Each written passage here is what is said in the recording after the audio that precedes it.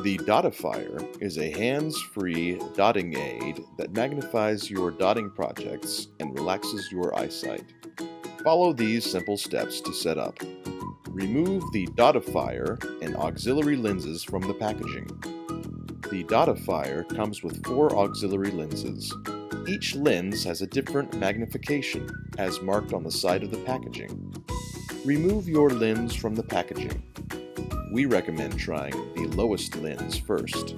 If the lens is not strong enough, try one of the higher magnifications until you find one that suits you best. One side of the lens is flat, while the other side is rounded. Slide the lens into the lens holder. The rounded side should face out, while the smooth side should face in towards your forehead.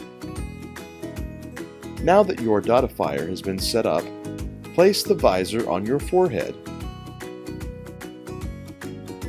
Adjust the knobs on the side for comfort. And get ready to dot.